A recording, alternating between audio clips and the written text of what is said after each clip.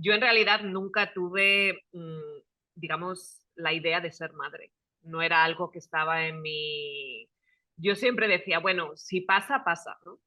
Si pasa, pasa, y si no pasa, pues no pasa nada. Y nunca sí en realidad pensé en ser madre. Ahora sí, ya llevaba tiempo con mi marido y él quería hijos. Y yo era como, bueno, algún día algo, ¿no? Pero claro, ya los años se van aumentando, ¿no? Y es como, venga, vale, pues vamos a por ello. Y la verdad es que a mí me dio muchísimo miedo. O sea, me entró un miedo en el momento que decidimos ser papás y yo ser madre, a mí me dio muchísimo miedo. Tanto miedo que antes de estar embarazada ni nada, me apunté a 3 cursos de maternidad. Era yo la única que ni estaba embarazada, ni tenía hijos, ni nada. Y yo iba a aprender porque era como, madre mía, si a veces me siento que no me puedo ni cuidar yo, ¿cómo voy a cuidar a un niño, no? Me entró muchísimo miedo en ese sentido. Y hice 3 cursos de maternidad de distinta, ¿cómo se dice? De distinta filosofía, ¿no? Sí. Uno era más de, pues eso, de maternidad consciente, otro era más basado en las acciones, ¿no? En cómo lidiar con los niños. Y luego también hice yo un curso, me formé yo como coach de crianza. O sea, hasta ahí la locura de Dios mío. Y yo para mí es algo que yo nunca me sentía preparada hasta el momento. Porque claro, cuando tienes el bebé en tus manos, pues a mí por lo menos se me activó el instinto maternal de cariño, de estar ahí. Claro, con la oxitocina, cuando estás dando el pecho, pues el amor es como, madre mía, yo porque bueno, tengo 3, como sabes, tengo uno y Mm. luego gemelos. Y a mí la época de darles el pecho, aunque el pecho a mí no ha sido algo que me ha entusiasmado darlo, pero bueno, a Matthew creo que fueron 13 meses y a los gemelos por ahí también. Y ya era como, ya llevo 3 años de mi vida sentada aquí con la teta afuera. Es como, ya, ya. Pero la oxitocina, yo sí que lo noté. No sé, bueno, tú todavía creo que Bueno, yo sigues ahora dando. empiezo a equilibrarme, pero Mm, yo ahora yo he vivido en una pompa de jabón desde que nació Manu, esa sensación de, bueno, desde que me quedé embarazada, yo creo que el primer trimestre no, pero luego eh, es como que he sentido que he recibido, o sea, mucho amor, mucha, ¿no? Es como que la gente cuando te quedas embarazada es como que todo el mundo, otras madres te dicen, oye, si necesitas algo, si necesitas saber, o sea, si tienes dudas, regalos de gente, de cosas de los niños, o sea, y cuando nació Manu, bueno, ese el amor más, el enamoramiento ese brutal, o sea, yo lo notaba, lo noté muchísimo, el cómo me emocionaba cualquier cosa, o sea, esa sensación. Y ahora noto que empieza, en la burbuja empieza un poco, claro, ya Manu mama menos, y ya empiezo a notar como que la burbuja se empieza a deshinchar, ¿no? Y empiezo a darme cuenta un poco de, incluso de las cosas que a lo mejor he idealizado más allá de la maternidad, ¿no? O sea, en mi vida, lo que me ha hecho ver la oxitocina, ahora empiezo a ver un poco más como estoy como en el bajón del viaje, ¿no? Sí, no es la realidad. sí. Pero sí, pero sigue contando lo que decías. Sí, y eso, y claro, yo por ejemplo, como muchas mujeres supongo, ¿no? Yo tenía la frase esta que me dijo mi madre, ¿no? Nunca dependas económicamente de un hombre, ¿no? Entonces, claro, el tener un hijo, el estar embarazada, el tener un hijo pequeño, todo eso a nivel muy básico es un peligro, ¿no? Porque si tienes esa creencia de que no dependas económicamente de un hombre, y bueno, yo la verdad es que he tenido suerte con mi marido, que en ese sentido es un amor, ¿no? Pero me acuerdo que, porque el primero Matthew fue un bebé bueno, de noche de bodas además, fue un bebé de noche de bodas. Y me acuerdo que fuimos de viaje de luna de miel y pues nada, ya sabíamos que estábamos embarazados, bueno, yo embarazada, y, y nada, pues estábamos en el aeropuerto y estábamos teniendo una conversación. Entonces mi marido me dice, bueno, no te preocupes porque cuando venga el niño tú te quedas en casa con el niño y yo te doy el dinero que necesites. Y yo, ¡ah! ¡Qué ofensa! ¿Cómo te atreves a decirme que voy a estar? Yo no quiero tu caridad. Bueno, un pollo allí en el aeropuerto. Yo no quiero tu caridad. Yo claro que tengo que seguir trabajando porque es mi vocación, es lo que yo adoro. y es nuestro hijo, ¿no? Y mi marido era como, ¿pero qué he dicho? No, él no entendía, claro, no entendía esa creencia tan arraigada por situaciones que yo viví en mi infancia con mi padre. Entonces, es algo bueno, que él en ese momento se quedó a cuadros, ¿no? Y de ahí, la verdad que empezamos a negociar muy bien el tiempo entre la familia y el trabajo. Entonces yo, por ejemplo, cuando Matthew era un bebé, yo, claro, pues trabajo para mí misma, yo veía clientes los viernes, solamente trabajaba los viernes el día entero, y luego daba curso, pues, un fin de semana al mes. Entonces, claro, yo me pude organizar en ese sentido de que seguía trabajando, pero también estaba al 100% con mi bebé. Y para mí eso fue, la verdad, que una salvación, porque aunque yo adoro a mis hijos y adoro estar con ellos, yo sí que necesito un poco de yo misma, de mis sueños, de mis cosas, y creo que eso ha sido un equilibrio muy bueno. Y bueno, y nosotros en casa tenemos el calendario y dividimos los días y las horas para que él pueda trabajar y yo pueda trabajar y podamos estar con los niños igualmente. Entonces, eso nos funciona muy bien, nos funciona muy bien. Y eso es algo que cuando trabajo con parejas o tal cual, siempre digo eso, encontrar el equilibrio entre el trabajo, si se trabaja, y la familia, para que luego tampoco haya resentimientos ni nadie se queme. Entonces, yo eso creo que es algo muy importante, encontrar ese equilibrio. Totalmente. A mí me pasaba un poco lo mismo, ¿eh? Yo tenía esa, o sea, yo siempre, yo decidí ser madre a una edad avanzada, bueno, con 33, 34 años. Y bueno, hasta ese momento realmente no lo tenía nada claro de ser madre. Y en gran medida era porque yo, lo que te decía antes, ¿no? O sea, me habían contado como todo lo malo de la maternidad.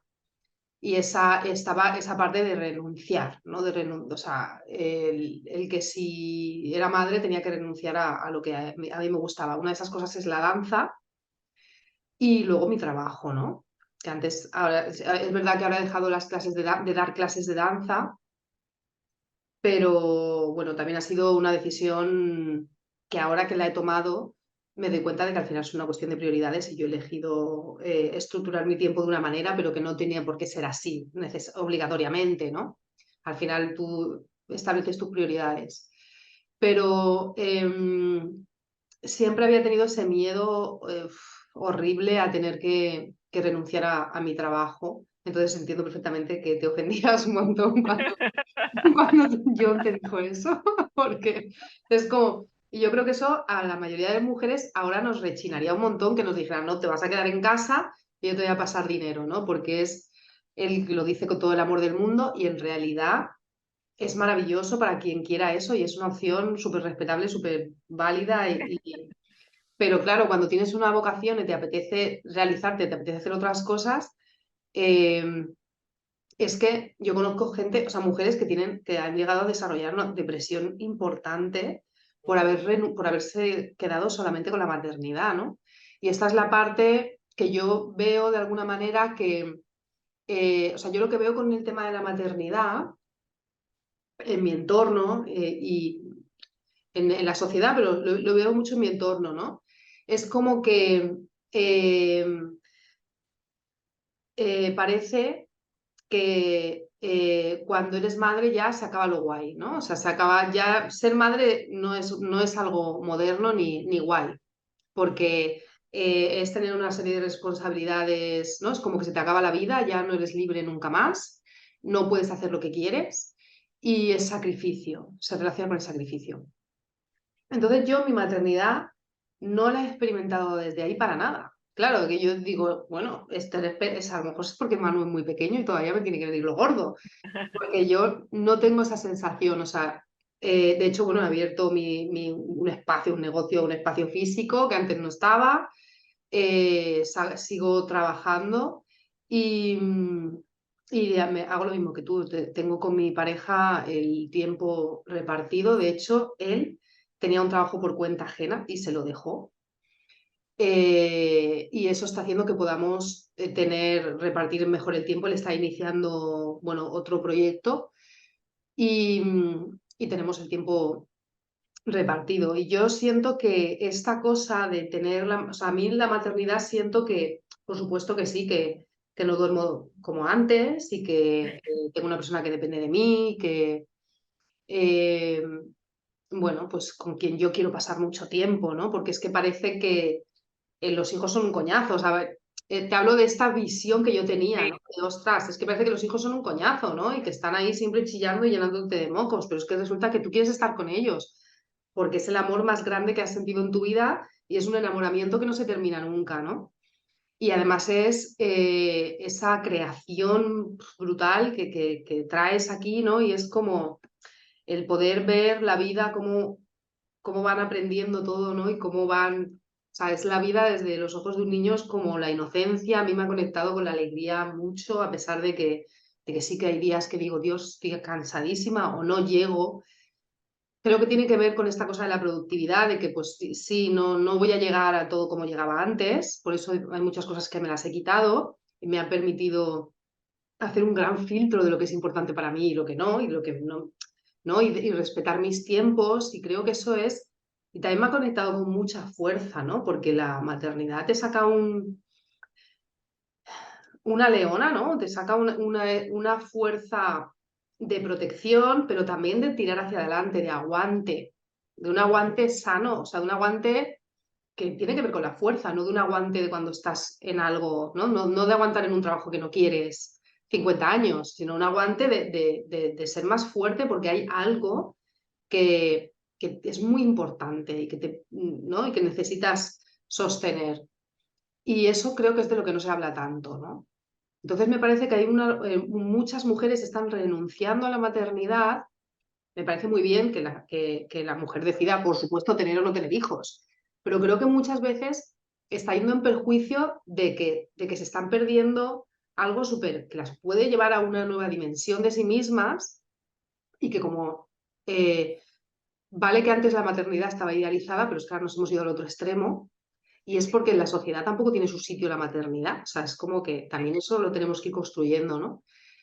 Y me da la sensación de que se pierde, nos estamos perdiendo muchas cosas, ¿no? En no darle ese lugar y en no desarrollar este algo nuevo, ¿no? Que es esta capacidad de poder crear, de poder seguir adelante con tu vida, con tus sueños, adaptando de una manera realista tus exigencias, tus expectativas, tus metas, ¿no? Y equilibrando eh, los tiempos con con las personas con la pareja, en el caso de que hay madres que no tienen una pareja, ¿no? O sea, mujeres que habrán sido madres solteras, pero equilibrando tus tiempos con la gente con la que tienes alrededor, ¿o no? De alguna manera. Y, y vamos, creo que eso es bajar los niveles de exigencia, conectarte con el que esto es algo que por lo menos a mí me sirve mucho, ¿no? Cuando hay veces que digo, hostia, es que quería hacer esto o no estoy, ¿no? Me había hecho todos estos planes, tenía todas estas cosas en la agenda esta semana y no he hecho la mitad. Y miro a mi peque y digo, es que esto es lo más importante y esto pasa, o sea, vuela, va así. Y llega un Total. momento que tendré tiempo otra vez, ¿no? Para reconectar con cosas que ahora pues no tengo tiempo. Yo lo veo exactamente igual que tú, porque yo antes cuando era más joven, en mis 20, incluso en mis 30, yo lo confieso, yo pensaba que las mujeres que querían ser madres, nada más, eran un poco perdedoras de la vida, lo confieso. Yo pensaba eso. Y ahora toma, tengo tres. Pero, pero yo ahora como lo veo es como, a ver, estos tres pequeñines que tengo en mi vida, es mi servicio hacia ellos. Y cuando lo pones en perspectiva, obviamente cuando estás sin dormir, yo me tiré 6 años sin dormir, o sea que iba zombie total, ahora ya llevo un par de años durmiendo y ya se nota la diferencia.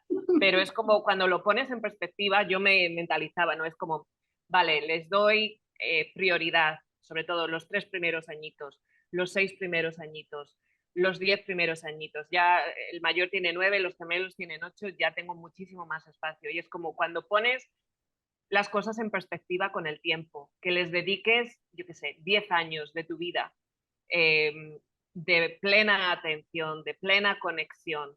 Eh, Cuando lo pones en que vamos a vivir 80 años, vamos a poner 10 años, en 80 años, en realidad es un periodo de tiempo corto y yo sé, yo tengo proyectos, yo quiero escribir más libros, quiero aprender más cosas, yo tengo proyectos y yo sé que ahora está un poco en paréntesis y cuando la energía surja, pues todos estos proyectos, cuando tenga energía y más tiempo y los peques sean más mayores, yo sé que estos son cosas que voy a hacer, pero yo para mí ahora mismo la prioridad es invertir en mis hijos, porque yo sé que si les presto atención, les trato con cariño y con respeto, estoy moldeando 3 seres humanos, 3 hombres, que algún día van a ser hombres, que van a aportar a la sociedad. Y yo lo veo como qué mayor trabajo espiritual, ¿no? Yo que me dedico como tú al desarrollo personal, qué mayor trabajo espiritual que el poder ofrecer al mundo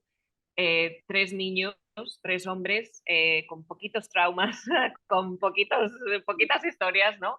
Qué regalo al mundo. Y yo eso es como me pongo las cosas en perspectiva, porque sí que hay veces que es como dices, me gustaría irme yo sola a Tailandia un mes, ¿no? Y es como, no, pues ahora no puedo irme un mes, pero a lo mejor me puedo ir un fin de semana si me siento muy agobiada, ¿no? A lo mejor sí que puedo hacer eso, ¿no? Un fin de semana recargar pilas y volver con la energía. Y sí, podría haber escrito en estos últimos 10 años 20 libros, pero no los he escrito. Pero tengo aquí la energía que he invertido en el bienestar de mis hijos. Y ese es mi regalo a ellos y es mi regalo a la sociedad. Y yo, bueno, yo me mentalizo así y me siento muy feliz. compensa, compensa por todas las otras cosas, ¿no?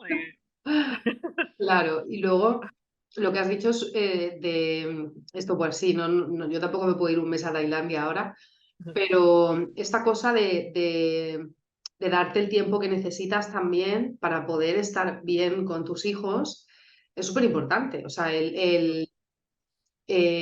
necesito irme pues una vez a la semana o cada 2 semanas o una vez al mes a comer con mis amigas o necesito irme al cine con mi pareja y dejar a mi hijo con su primo, con su tía, con su abuela, ¿no? O sea, mm, que yo creo que hay muchas veces hay o sea, el hacer las cosas con amor y desde el placer, escuchándonos y respetándonos, y no porque creemos, ¿no? Que hay modelos o sea, muchas veces heredamos modelos que repetimos en los que no estamos cómodas, ¿no? Y que nos llevan a una inercia, porque tú piensas que criar a un hijo es esto, esto y esto, y en vez de escucharte y ver lo que tú necesitas y darte ese espacio, muchas veces nos obligamos a, ¿no? Pues no puedo dejarlo porque lo tengo que cuidar yo o porque me siento culpable si me voy un fin de semana de retiro y lo dejo con su padre o lo dejo con sus abuelos.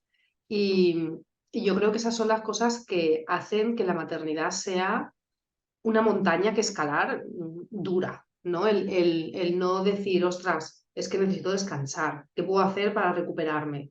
Pues me voy a una clase de danza o me voy al gimnasio o yo qué O me sé, echo una siesta. o me echo una siesta, exactamente. Cada persona tiene que ver, ¿no? Cuáles son esos mínimos que tú necesitas, esos indispensables, no mínimos, esos indispensables que tú necesitas para estar bien, para luego poder estar con tu hijo o con tu hija y estar allí presente y estar disfrutando y no estar extremadamente cansada o estar pensando en lo que no has hecho, que yo creo que eso es lo que genera mucho conflicto interno, que conecta con la culpa y que hace que nos hace sentir mal las madres ¿no? Y que hace que sea difícil seguir, ¿no? Que ahí eso sí que es más el aguante este chungo que, que, que bueno, que es evitable cuando realmente te escuchas y sabes que necesitas a veces simplemente, para mí a veces es lavarme el pelo y depilarme. O sea, Sí, sí. decir, una hora, me meto en la ducha, me depilo, me echo crema hidratante, ¿no? Cosas que antes eran como más de la cotidianeidad y que de repente a veces con un bebé se hacen difíciles. Sí, total. Y yo, mira, lo que estás diciendo, yo a mí, por ejemplo, mi marido es irlandés, ¿no? Y allí, culturalmente, yo he encontrado muchas cosas distintas a la hora de la maternidad y a la hora de la pareja y la familia. yo claro, aquí, yo como mi madre me ha criado, es la madre, es la que está 100% encargada de los hijos, totalmente dada, sacrificada. Mi madre no tenía vida fuera de sus hijos, ¿no? Y yo me acuerdo cuando nacieron mis hijos, mi suegra, cuando alguna vez que venía, y nos decía, tomar, iros una noche a un hotel los dos. Y a mí eso me chocaba, ¿no? Es como porque eso mi madre no lo haría en su vida, no por nada, pero porque no es parte de su mentalidad, ¿no? Es mi madre me trae cocidos y me trae cosas, ¿no? Claro, Pero sí, ella nunca pensaría que yo necesitaría un fin de semana con mi marido, eso no entra dentro de... Y mi marido también es como... nosotros siempre, hombre, cuando eran muy chiquitines, a lo mejor no tanto, pero nosotros siempre hemos tenido una canguro de confianza donde casi todas las semanas pues hemos salido a cenar o a comer, los dos solos, porque muchas veces cuando vienen los hijos tenemos la tendencia, la pareja, ¿no?, a poner toda la energía en los hijos y te olvidas de que tienes pareja y te olvidas de que eres hombre y de que eres mujer y esa chispa hay que mantenerla viva, esa chispa es súper importante cuando la pareja está bien, conectada, los hijos lo viven, lo sienten y hay una dinámica de familia, yo creo que más bonita y más profunda. Pero a nivel cultural, obviamente cada sociedad hace las cosas diferentes, ¿no? Pero yo eso sí que es algo que he aprendido de mi marido y de mi suegra, es como, vale, si eres madre, pero cuídate, o sea, te tienes que cuidar, tienes que comer. Y mi marido siempre me echaba a mí la culpa, bueno, no la culpa, pero me regañaba, ¿no? Cuando les daba de comer a uno, cuando eran los tres pequeñines, le daba de comer a uno, les daba de comer a los otros, y había días que yo no comía y me decía, no, tienes que comer tú la primera, y yo, pero es que no puedo, ¿cómo voy a comer yo la primera? Y era como, sí, porque es que si tú no estás bien, no comes, no estás fuerte, aquí se va todo al carajo, ¿no? Y a mí mi marido me ha enseñado a ser madre que se autocuida, he de decir. Me lo ha enseñado él. O sea, que ahí la verdad que he aprendido mucho de él y de su cultura, ¿no? mm. Es que eso es súper importante, eso que dices de, ahí, es que es así, o sea, yo eso también he crecido escuchándolo, ¿no? Como que la madre es el último mono, es la última que come, es la última para todo, es la última, o sea, siempre van todos los demás antes. Entonces, claro, eso destruye la autoestima de la persona, ¿no? Mi Y madre, la identidad. mi madre siempre me cuenta que, bueno, ella y una vecina que tenían, dice, nosotras íbamos por ahí paseando y teníamos unas conversaciones como que hablaban, bueno, pues que a las dos les encantaba leer. O sea, mi madre no tiene estudios y esta mujer tampoco, pero siempre han sido personas que intelectualmente se han nutrido muchísimo y que ellas decían como que hablaban entre ellas y decían, es que nosotras podíamos haber llegado muy lejos, ¿no? Mucho más allá, podíamos haber sido mucho más que madres, ¿no? Y al final hay un punto ahí, eso, ¿no? En el que la maternidad, además en nuestra sociedad es así, ¿no? Que se ve como no trabaja, ¿no? La madre que no trabaja, Mm. como la maternidad está ahí como, bueno, la madre es casi invisible, es una mujer despeinada que está en casa limpia y no, ¿sabes? Y está ahí detrás de, no tiene, es inculta, o sea, no sabe de nada, ¿no? O sea, esto es como un Sí, concepto que está ahí, que no tiene nada que ver con la realidad, obviamente, pero que muchas veces es como que se percibe de esa manera y muchas mujeres se han identificado con eso. O sea, y realmente es una figura súper valiosa. Yo, esto que dices, yo por ejemplo, yo siempre cuando me levanto por la mañana con Manu, hay muchas mañanas que estoy yo sola con él, yo me levanto y me lo llevo conmigo, que ya empieza a caminar así un poquito, y lo primero que hago es echarme las cremas, echarme crema a la cara, o sea, limpiarme la cara, echarme crema, peinarme y pintarme un poco los ojos. Eso es lo primero que hago nada más levantarme de la cama. Y de ahí, ya que yo ya me he vestido, no sé qué, me siento ya que estoy recolocada, ya es pues darle el desayuno, todas estas cosas.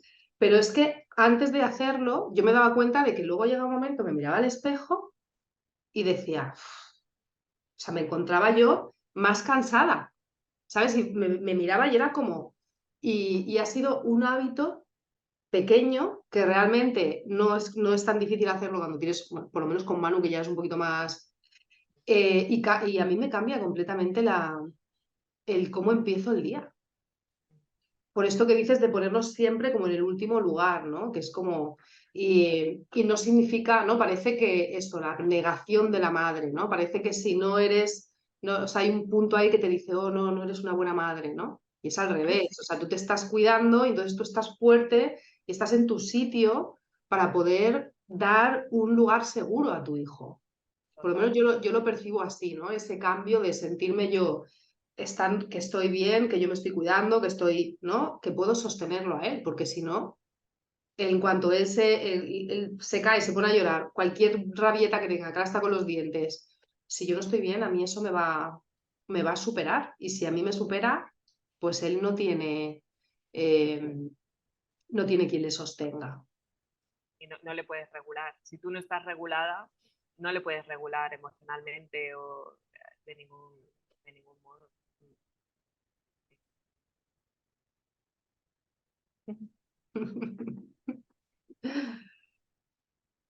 Sí, no sé, a veces, como has dicho, ¿no? Es como, no nuestra sociedad, por regla general, ¿no? No se valora el trabajo de la madre, pero a nivel de sociedad, a nivel global, yo para mí, o sea, viviendo, yo que viví unos padres, bueno, que no conectaban, ¿no? Y bueno, en distintos asuntos, y el crear ahora una unidad con mi marido, con mis hijos, el poder crear una familia eh, normal, ¿no? Una familia donde no hay cosas tóxicas, donde no hay problemas grandes, donde los niños pueden ser niños. Y yo la verdad que cuando miro al futuro, ¿no? Es como si realmente los papás y las mamás nos trabajásemos más, nos mirásemos más, nos sanamos los traumas que tenemos de la infancia. En realidad ese es, yo creo, el mayor regalo que le podemos hacer a nuestros hijos y a la sociedad, ¿no? Porque si imagínate que todas las familias en el mundo, ¿no? Se enfocasen en su crecimiento personal y en sanar todos los conflictos que existen, las disputas, todo sería tan distinto. Mm. Eh, y yo no sé, yo en mi trabajo, a veces que trabajo con parejas y que tienen niños y tal y cual, siempre lo veo como esta es una gran oportunidad de servir a la humanidad, de servir a la sociedad a través de ti mismo y a través de tu familia, porque yo sí que creo que para que una sociedad sea sana, la unidad familiar tiene que ser sana. Y la única manera que la unidad familiar es sana es trabajándose, trabajándose. Y poco a poco sí que hay más conciencia de eso, de que hay que sanar y hay que trabajarse, ¿no? Entonces, a mí eso me hace muy feliz y me hace tener esperanza para un futuro mejor. Sí, yo también creo que, de hecho, creo que la maternidad muchas veces es un detonante para que la gente empiece a trabajarse, ¿no? Porque hay gente que se ve muy superada por la maternidad, porque claro, te toca temas eh, de todo lo que hay en el subconsciente, de alguna manera muchas veces lo hace salir, ¿no?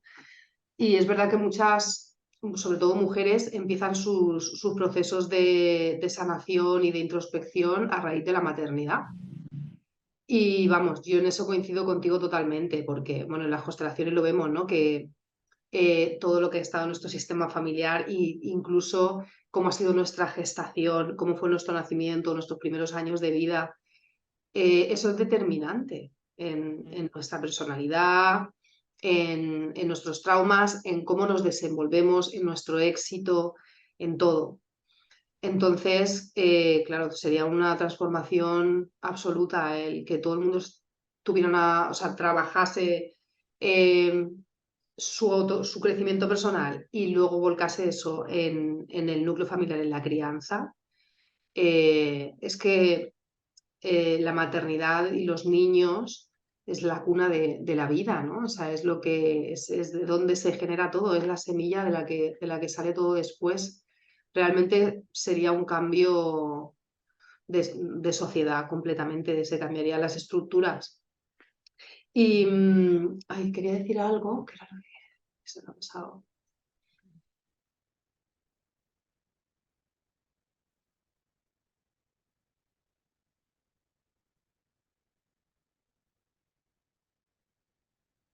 me acuerdo. Me tenía Ya ella ves. una. Y luego también tienes las mamás que, pues, que han empezado su sanación, su proceso de sanación, y viven en un gran temor de todo lo que hacen, no hacen, dicen o no dicen, posiblemente pueda traumar a sus hijos, ¿no? Y es como, no, tranquila, tranquila, que, a ver, tus hijos han venido, yo mi creencia es que venimos aquí a evolucionar y a aprender unas lecciones, entonces la familia en la que naces pues proporciona esas lecciones para que las aprendas, entonces no es que por no sanar vas a traumar a tu hijo, ¿no? Es como, no, tu hijo o tu hija es parte de tu unidad familiar, de que está conectado con los ancestros y las lecciones que hay, no le puedes evitar, no puedes evitar que tu hijo o tu hija sufra. Tu hijo y tu hija va a sufrir porque es parte de la vida. Lo que sí que puedes hacer es darle herramientas para que cuando ese sufrimiento surja o ese conflicto surja, tu hijo pueda afrontarlo desde una manera centrada, desde una manera conectada y sobre todo que sepa regularse, que sepa regular su sistema nervioso, que sepa regular sus emociones y que sepa cómo discutir de una manera empoderada, ¿no? De una manera respetuosa y desde la autoridad personal. Entonces, a mí eso muchas veces me choca, ¿no? Porque a veces vienen madres que están en un pánico, ¿no? Es como, madre mía, si no hago esto, mi hijo va a sufrir y mi hijo tal y cual. Es como, no pasa nada, es parte de la vida, pero le puedes dar herramientas, porque como madres es lo que podemos hacer, ¿no? Es dar esas herramientas. No podemos poner a nuestros hijos en algodones, ¿no? Tienen que vivir su vida y tienen que ser independientes. Sí, yo creo, esto lo siento que está muy relacionado, o sea, yo veo que hay el ser humano, por cómo aprendemos, bueno, por inercias, eh, tenemos mucha tendencia a que nos digan desde fuera cómo tenemos que hacer las cosas. Y entonces eso en la maternidad, por lo menos como yo la siento, mm, o sea, hay una sabiduría dentro nuestra cuando tú estás en presencia y estás mirando y escuchando y sintiendo a tu hijo, ¿no? Esté pasando lo que esté pasando, aunque puedas tener miedo, aunque puedas estar enfadada, aunque sea lo que sea cual sea la situación. Pero cuando tú te permites vivir esa situación sin separarte de ella, ¿no? Sin tratar de ver cuál es ese método que tengo que utilizar para no generarle un trauma a mi hijo, ¿no? Eh, surge esa parte sabia de ti que no significa que no vayas a cometer ningún error, pero yo siento que hay un sostén, ahí hay un sostén, ahí hay una parte de ti que es capaz de escucharse y de entender que tu manera es la que a ti te da paz, no la de... O sea, hay muchos métodos de maternidad respetuosa, bueno, hay muchos métodos. Y, y claro, como madres normalmente nos informamos mucho y todo eso, y es genial, pero al final la pregunta es, ¿qué te da paz a ti? ¿Qué te resuena a ti? Y en cada situación, ¿cuál es también tu necesidad? Porque sí, creo que muchas veces lo que pasa en estos casos es que mm, o sea, hay una falta de confianza que nos lleva a buscar tratar de resolver la necesidad del niño, pero otra vez nos estamos excluyendo. Entonces, claro, la necesidad del niño siempre va ligada a la del adulto que le sostiene, que es lo que has dicho tú, cuando la pareja está bien, los niños están en ese lugar, o sea, eso es la base realmente del niño, es el adulto en el que se sostiene. Entonces, al final, si tuviéramos niños que viviesen en un mundo idílico y siempre estuvieran felices, pues luego realmente estarían inadaptados, ¿no? O sea, en cualquier momento, en el momento que vayan a la escuela, que vayan al instituto, que vayan a un trabajo, que salgan a la calle, no van a tener una capacidad de adaptación en este mundo, ¿no? Entonces es normal pues, que tengan que aprender a gestionar la frustración, por eso pues ahora yo lo veo mucho con Manu, ¿no? Que está en ese momento en el que ya empieza a moverse por su cuenta Y claro, pues tú no le puedes dejar beber lejía. Pues si se frustra, ¿no? O quiere coger un Claro. cuchillo, pues no, y tiene mucha frustración y llora. Y entonces pues tienes que aprender a sostener que no pasa nada porque llore o en otros momentos, ¿no? Lo que te pide cada momento, lo que él está demandando y entender que este proceso, cuando vaya al colegio, cuando tenga subidas y bajadas, lo que necesitamos es aprender a sostener lo que a nosotras nos hace sentir eso. No es salvar al niño o a la niña, es aprender a sostener, esto duele, me duele a mí. No es que quiera sacar al niño o a la niña de ese sitio, es que tengo que aprender a sostener que para mí esto es doloroso. Tengo que aprender a gestionar mi propio dolor, mi propio miedo. Y eso va primero. Y después, cuando yo ya sé gestionar eso y puedo, y tengo, entonces ya veo qué hacer, qué puedo hacer para ayudar. Porque si no, estoy en el pánico de lo que está sucediendo y nunca voy a encontrar una solución que realmente sea adecuada, porque estoy negando la situación, no la estoy asumiendo, lo que a mí me provoca.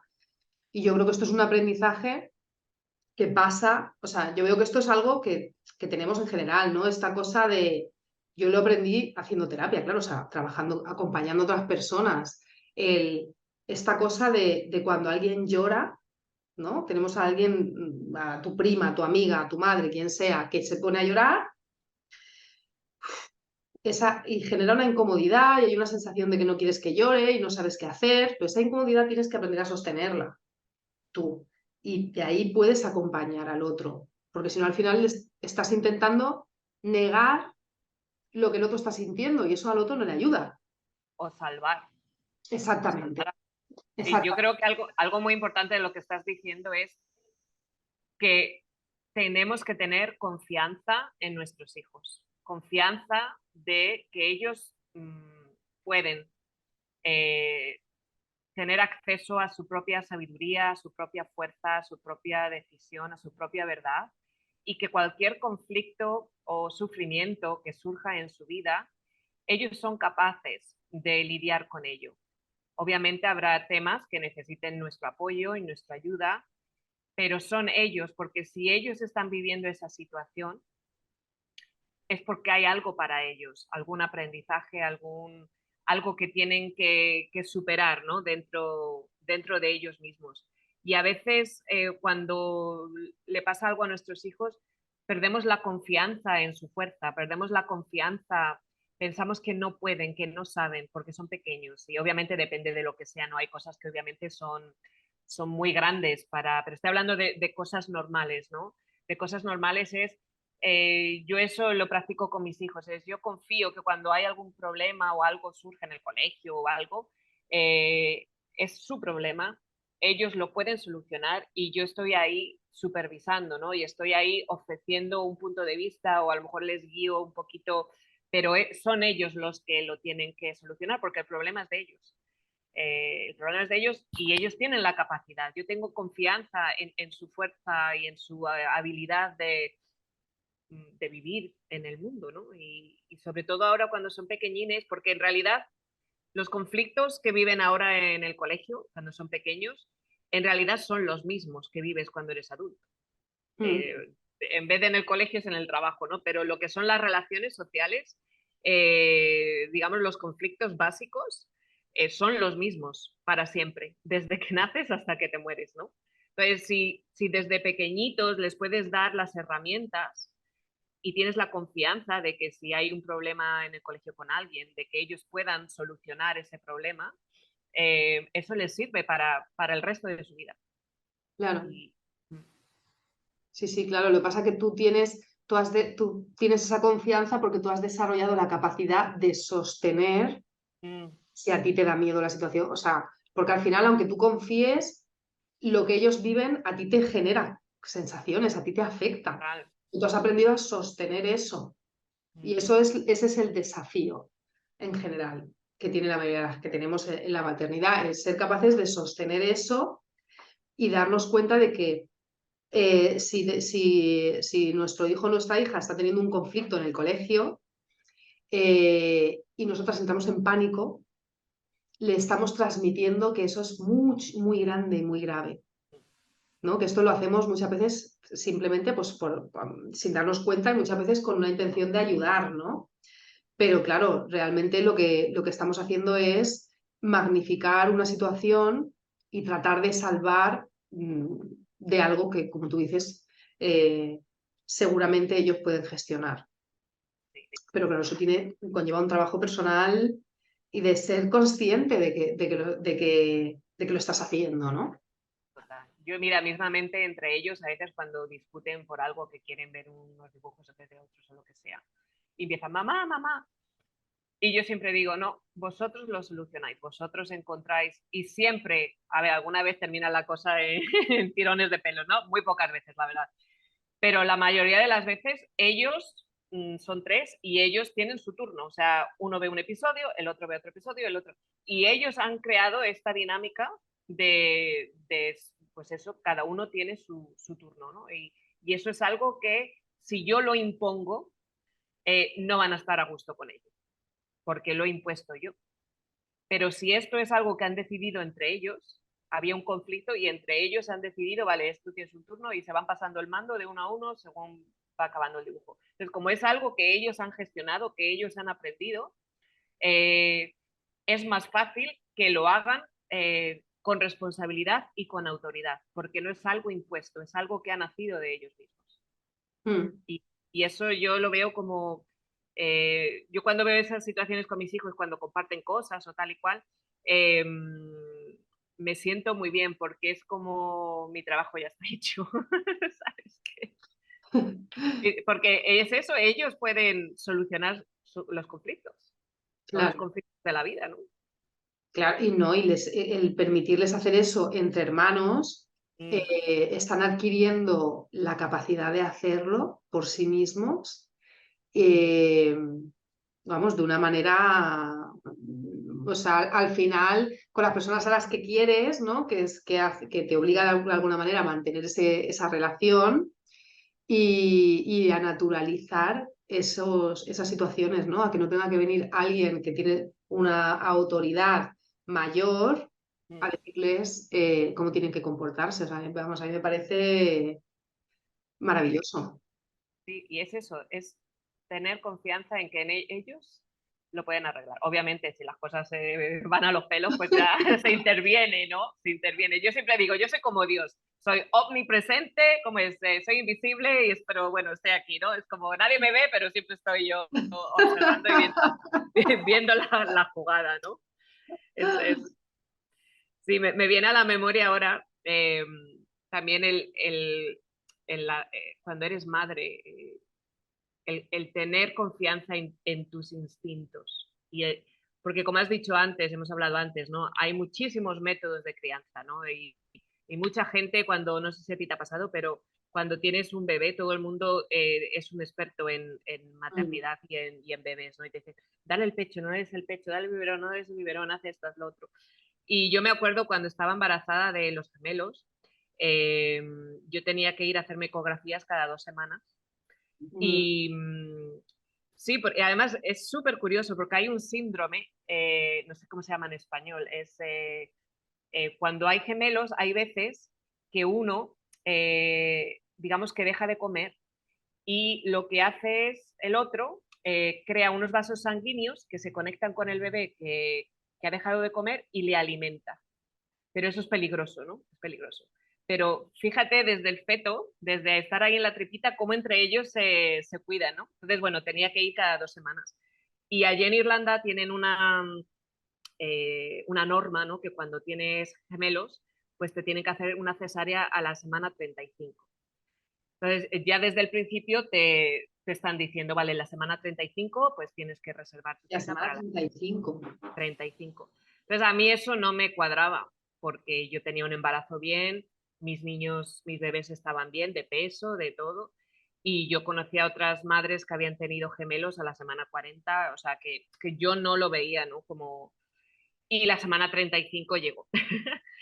Y claro, me dice el médico, bueno, pues te pedimos cita el lunes, vienes a que te hagan la cesárea. Y yo dije, no, Y claro, la enfermera, es que tus bebés se pueden morir, te meten aquí el rollo, ¿no? Se pueden morir, no sé qué.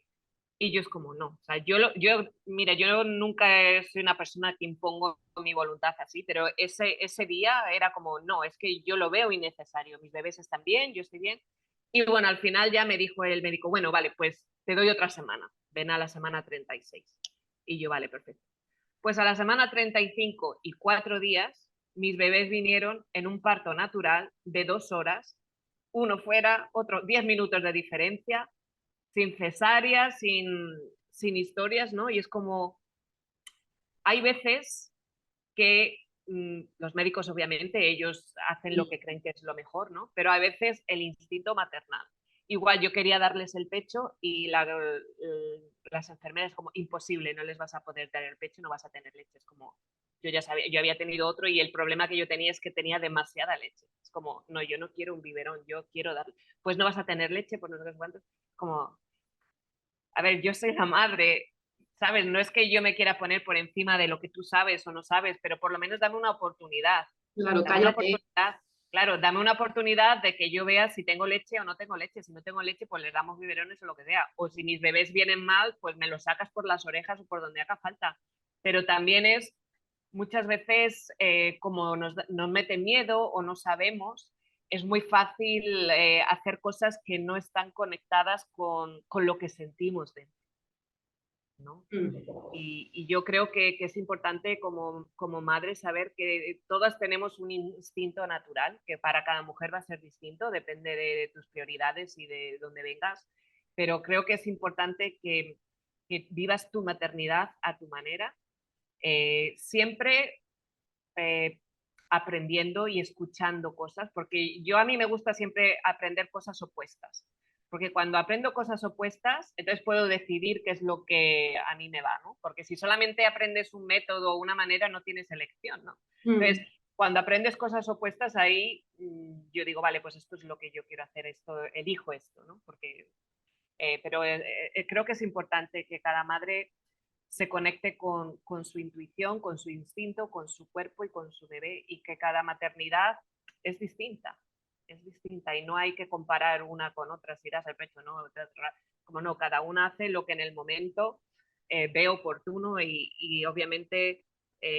todas las madres, la gran mayoría de las madres, queremos lo que es mejor para nuestros bebés, para nuestros hijos. Mm. Completamente. A mí esto me viene el decir que las madres muchas veces, o sea, que este tipo de cosas, ¿no? El querer dar el pecho y no poder, o el haber querido parir y haber tenido una cesárea, o haber, bueno, tener partos que no han sido respetados de la manera que haya sido.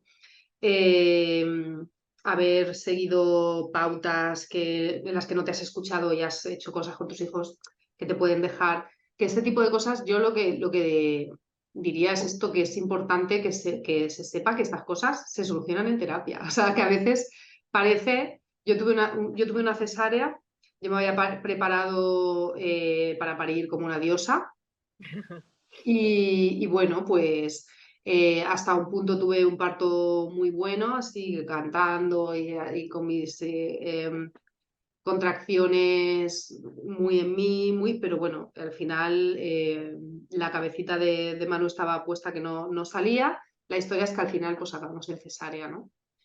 Y yo la trabajé, o sea, tenía esa cosa, ¿sabes? De que cuando pensaba en la cesárea me ponía a llorar porque era Claro. como esa cosa, me veía a lo mejor los vídeos o los libros que tenía en casa de haberme preparado para parir y sentía mucha tristeza, incluso fíjate que era como, me planteaba tener otro hijo para parir, o sea, simplemente para decir, voy a parir porque me he quedado con esa cosa, ¿no?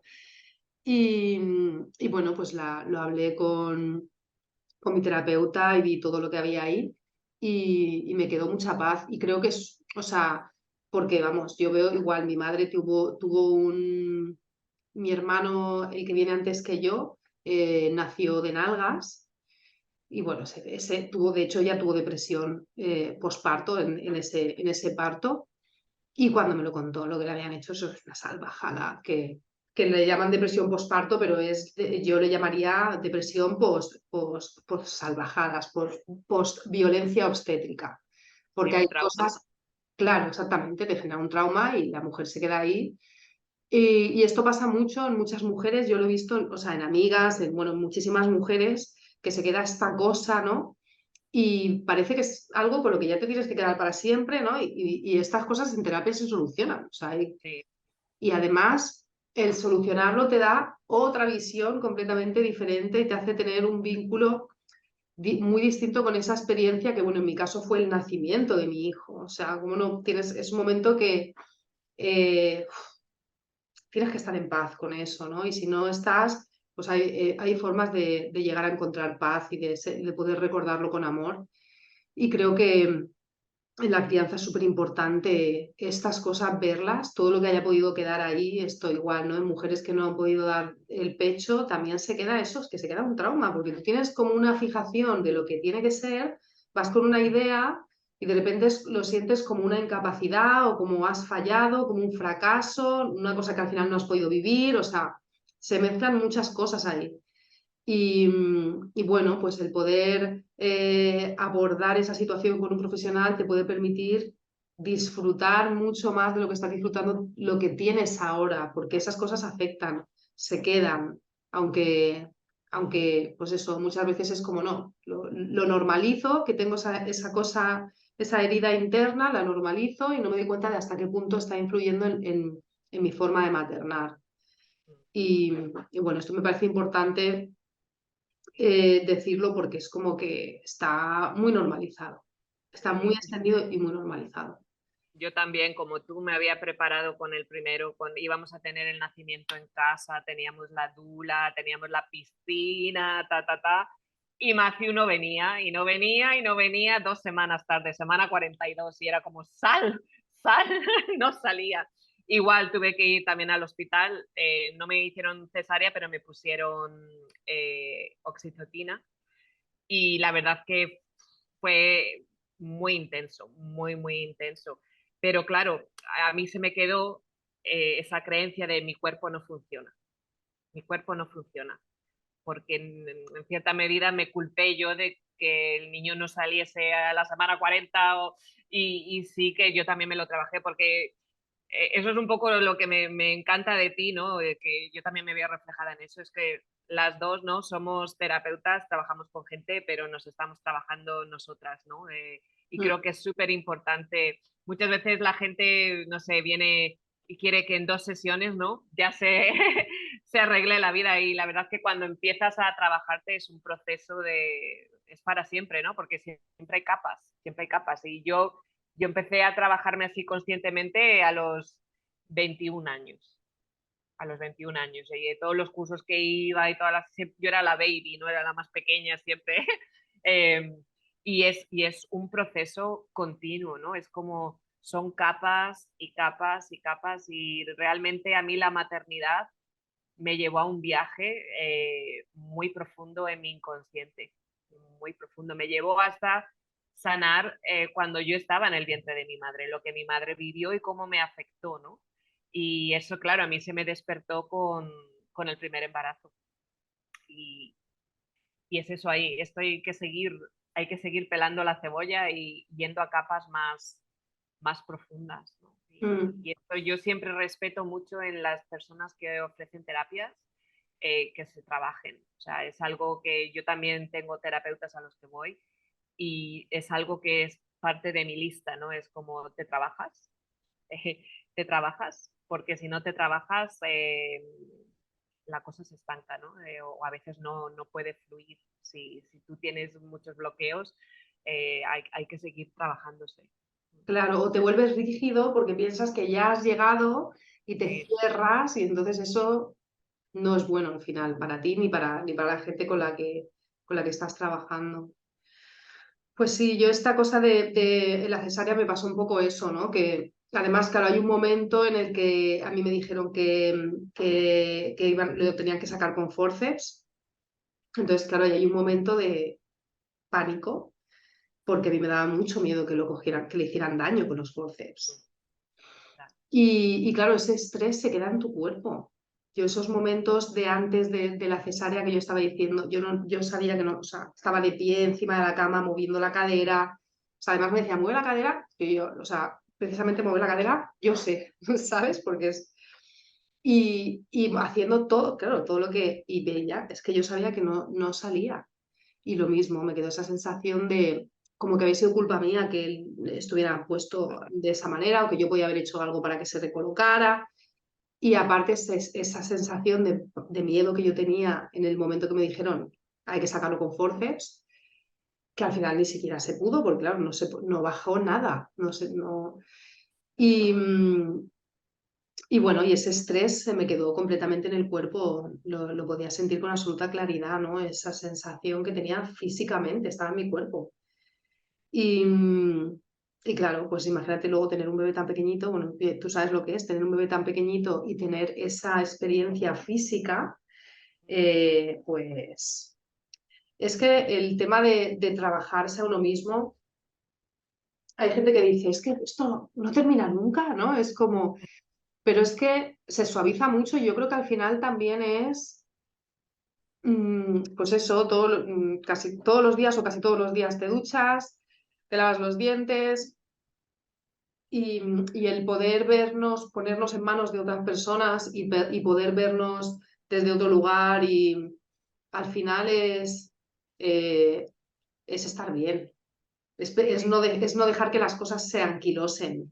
claro. Y cada uno tiene un límite, ¿no? Hay personas que están bien al 60% y no tienen que hacer más. Y hay personas que necesitan más y quieren llegar a un 80% de autoconocimiento, ta, ta, ta. Entonces, no es que todo el mundo quiera Claro. llegar o tenga que llegar al 100% aquí. Mm. Hay personas que con estar en un lugar donde manejan su vida, donde se sienten en posesión de sus reacciones y tal y cual, es suficiente. O sea, que sí que hay gente que termina la terapia, ¿no? Que puede vivir, digamos, en armonía. Lo que pasa que, claro, hay cosas que todavía están ahí, que nos han tocado, y cuando pasan eventos, ciertos eventos en nuestra vida, eso se puede activar. Lo que sí que es verdad que una persona que ya se ha trabajado algo, cuando surge otro evento, otro trauma, otro lo que sea, le es más fácil, porque digamos que ya tiene un mapa de cómo va la cosa, ¿no?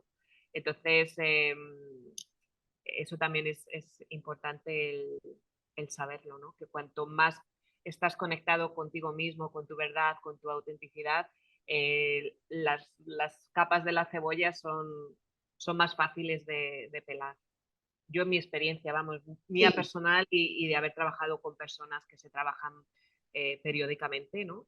Eh, yo solo veo que cuando ya Mm. tienes ahí un poco de, cuando has conseguido un cambio importante, luego los otros cambios son más fáciles, aunque obviamente tienes que pasar lo que tengas que pasar, ¿no? Aquí la sanación energética, espiritual, emocional no es irse a Disneyland, es Ya. meterte al hoyo, hay que meterse al hoyo un poco, pero es distinto meterte al hoyo sin saber que hay salida que meterte al hoyo sabiendo que hay una salida y que de cuando salgas te vas a encontrar mucho mejor, ¿no? Claro, y sin identificarte tanto con el hoyo, o sea, es decir, ese hoyo no eres tú, no es, o sea, no es todo lo que Es un lugar, existe. claro, es un Claro, tú lugar. entras y bueno, lo ves y tratar de observarlo, eh, observarlo, ¿no? Sin agarrarte ahí sin luchar, o sea, bueno, verlo y ver qué requiere ese hoyo, ¿no? Y Sí, pues no sé si te parece que vayamos dejando, que lo dejemos sí, aquí. ¿Sí? Ok. sí, perfecto.